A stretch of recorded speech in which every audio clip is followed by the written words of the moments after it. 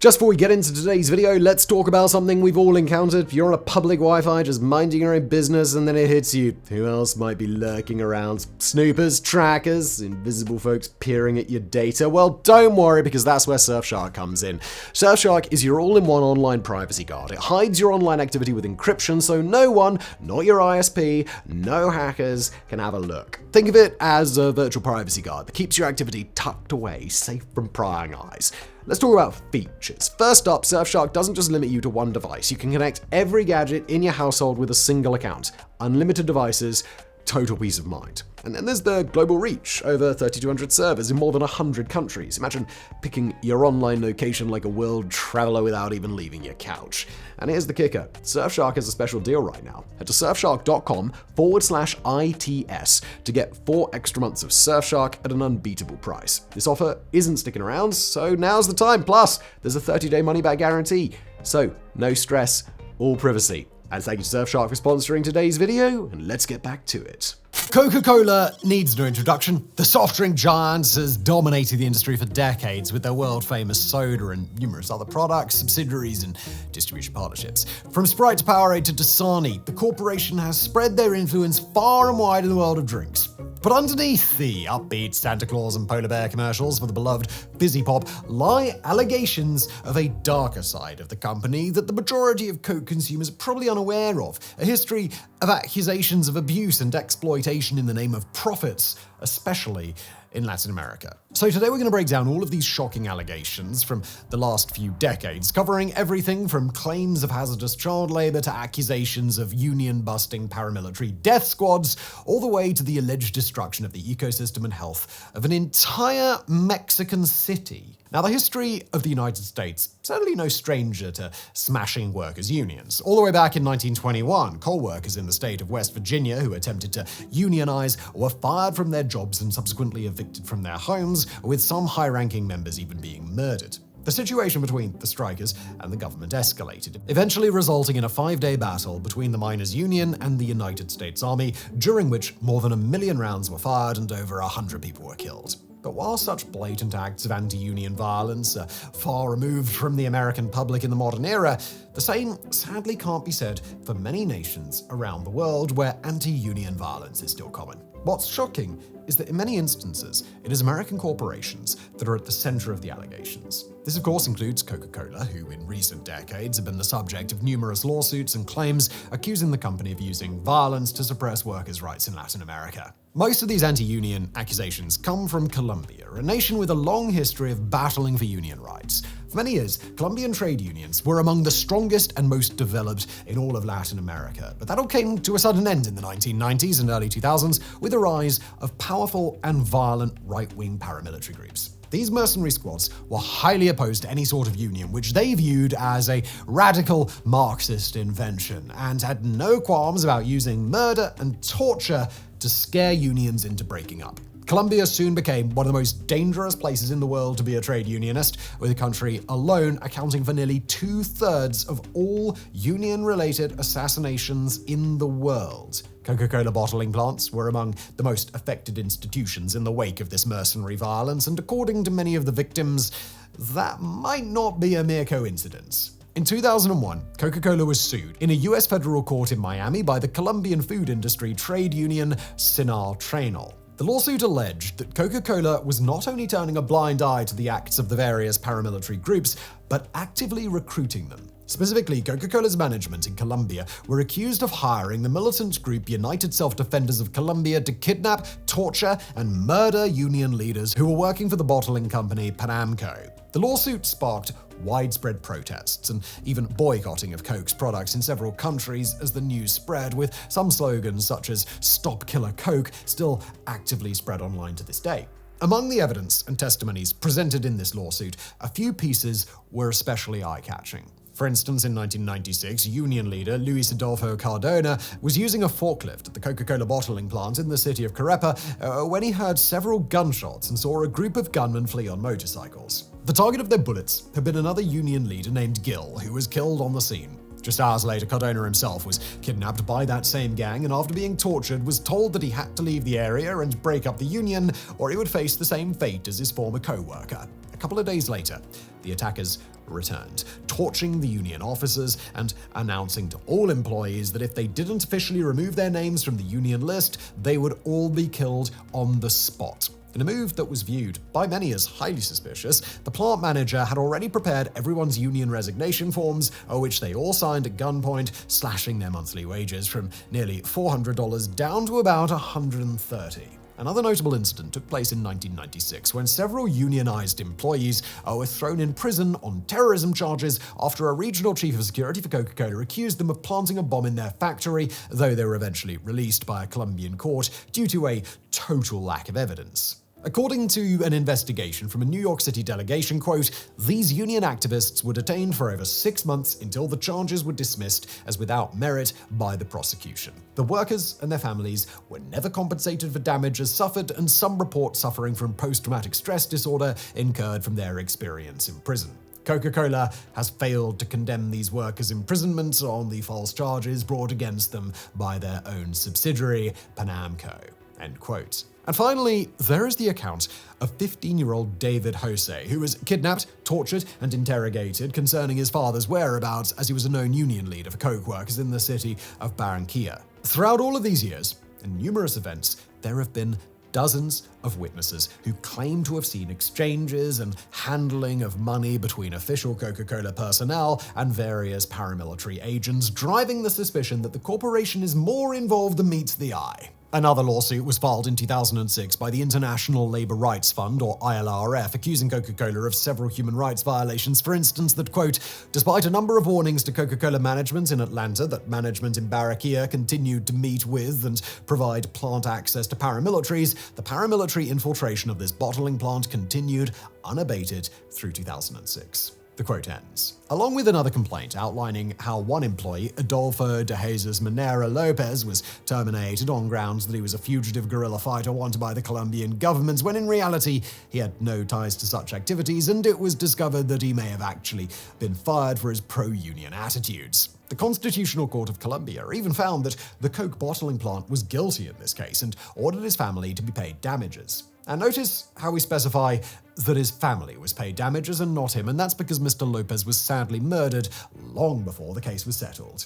Despite the publicity and shocking contents, both cases were eventually dismissed, and Coca-Cola denies to this day that their regional office had any involvement with the violence. Now, one of the main ways that Coca-Cola continues to maintain innocence in these cases is by displaying the results of several independent investigations that cleared the company's name.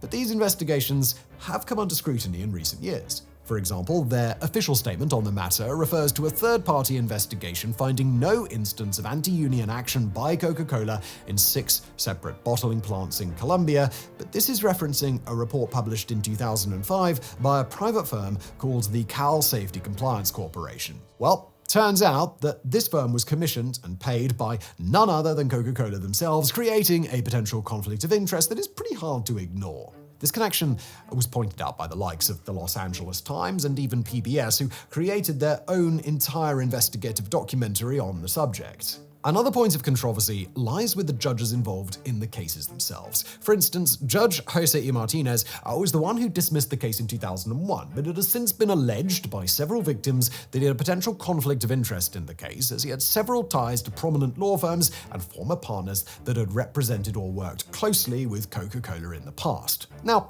as for a truly independent investigation, one of the most well-known comes from former New York City police officer Hiram Monserrate. He assembled a team and traveled to Colombia to interview witnesses firsthand. The team reported that the sheer volume of testimonies was far greater than they'd expected, and they ended up compiling a list of 179 reported instances of human rights violations that allegedly took place in Coca-Cola bottling plants, 9 of which were murders. There have been several other investigations over the years, from journalists to specially formed investigative teams, nearly all of which have indicated that Coca-Cola's regional management in Colombia is allegedly turning a blind eye or directly ordering many of these events. Allegedly.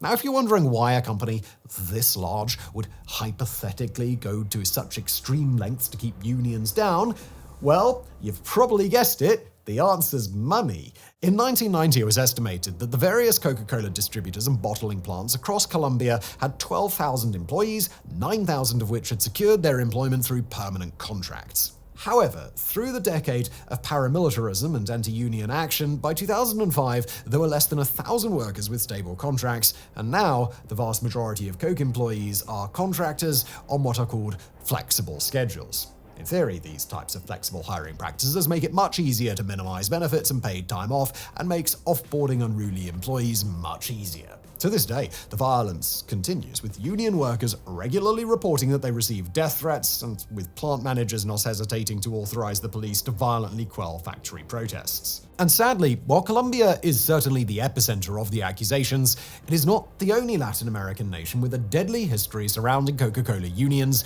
with Guatemala going through similar issues in the 70s and 80s. On their official website, Coca-Cola has a modern slavery statement, throughout which they outline the steps they take to avoid profiting from or supporting various forms of slavery, hard labor, and child labor around the world.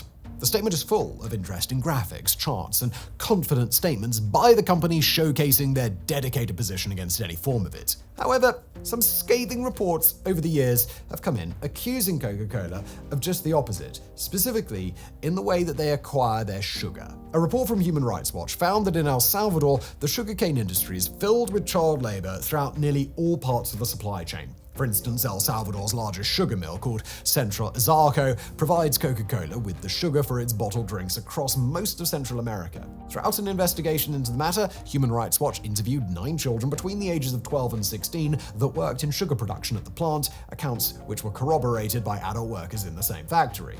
Now, it is true that Coca-Cola isn't the only transnational company known to use these sugar mills as suppliers. However, they are especially noted as being aware of the factory conditions within, allegedly, as a representative of the mill told investigators that they had to undergo extensive remodeling in order to become an authorized supplier of Coke. And taking a brief glance outside Latin America, this is an issue in other places of the world as well. A 2024 investigation by the New York Times has interviewed workers on sugar plantations in India that Coca-Cola uses as suppliers and uncovered horrifying conditions. After interviewing dozens of people all throughout the supply chain, they found that, for starters, the average workday on these plantations is between 12 and 15 hours long, after which workers sleep on hard mats on the ground. They also found instances of young women being forced into child marriages so that they could work with their husband gathering the sugarcane. To make matters even worse, many of these young girls didn't even receive wages. Instead, they are continually working to pay off cash advances given to them by their employer for medical procedures.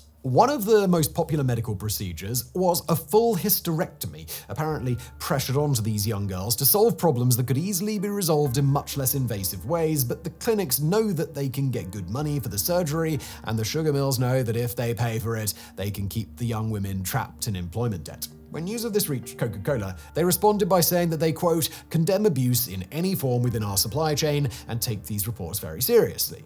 However, the frustration of human rights activists is that Coca-Cola has allegedly known about these conditions for years due to a report back in 2019 having already claimed that children were being employed in India to cut sugarcane, even interviewing a 10-year-old girl who performed such work. Coca-Cola has since said that they are funding a program to gradually reduce child labor, but the criticism of this response is that it's pretty vague. Likewise, heading over to Africa, Swaziland is a major producer of sugar, and the manufacturing group Coca-Cola Swaziland is the sugar source for the popular drinks production in around 20 African nations. This fact has recently come under scrutiny due to Swaziland being a nation with insanely high levels of child labor, with a 2010 survey finding that 11% of children between the ages of 5 and 15 are being employed, and only 13% of those working children were able to simultaneously attend school.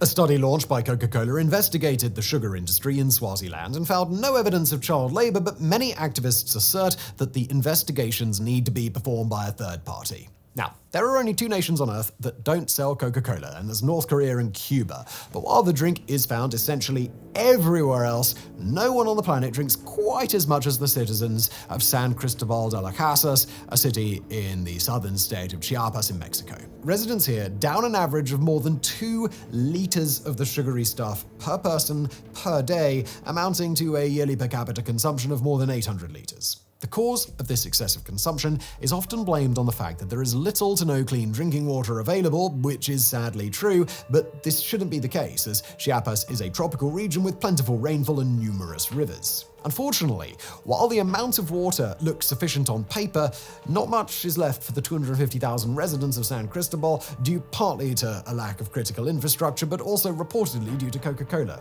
Since the 1990s, the Coca-Cola plant in San Cristobal has pulled out an average of 1 million liters of fresh groundwater every single day. This would represent enough to give every resident of the city 4 liters daily, plenty for drinking, cooking, and washing. But instead, this water is used to create various Coke products such as Coca-Cola, Fanta, and even Ciel, their very own bottled water which they sell back to the residents. However, peering into the local markets and shops, you won't even find much of this bottled water. Instead, sugary drinks populate nearly every beverage choice on the shelves, with water being so expensive in comparison that it's rarely even considered by the relatively impoverished citizens. And if you don't drink your water from plastic bottles, your only other real option is to drink from the tap, which if you're receiving untreated water is an incredibly dangerous endeavor, as a lack of water treatment infrastructure leaves raw sewage contaminating local sources. This means that all sorts of bacteria can run rampant in the tap water, and indeed E. coli has been found in many samples. But even if you are lucky enough to have treated tap water, it's still not a great option for consumption, as this means it is heavily chlorinated. Sure, this means it's free from bacteria, but it's also now harmful to your internal organs in many other ways and should really be only used for bathing. So the situation overall is that most people in San Cristobal can't drink water from the pipes at home, and soda is much cheaper than bottled water at the store, which is why it's totally understandable that residents gravitate to ice-cold Coca-Cola to quench their thirst. The security guard interviewed by the New York Times, Ms. Abadia, said, quote, "Soft drinks have always been more available than water." Another resident noted that the town used to be isolated and didn't have access to processed food. Now you see the kids drinking Coke and not water. Right now, diabetes is hitting the adults, but it's going to be the kids next. It's going to overwhelm us. End quote. And this observation was spot on. Diabetes rates have soared in the region in recent years, and in San Cristobal, it is now the second highest leading cause of death behind heart disease. And this doesn't come as much of a surprise. After all, just 1 liter of Mexican Coke has 110 grams of sugar, much more than the daily recommended amount for adults in the United States, and that is just in a single liter, with, as we pointed out, most residents drinking much more on a daily basis. Piling in this sugar day after day for years on end has catastrophic effects on the body, the results of which are now coming to light in this Mexican city. Another point of contention is the price that Coke pays for said water. Investigations have not only shown that the company pays a disproportionately small amount for what they receive, but the payments also go to the federal government, not to the local government, and in this way the water is not only siphoned away from the city, but San Cristobal doesn't even get a cut of the profits from it, further hampering their capability to build up proper infrastructure.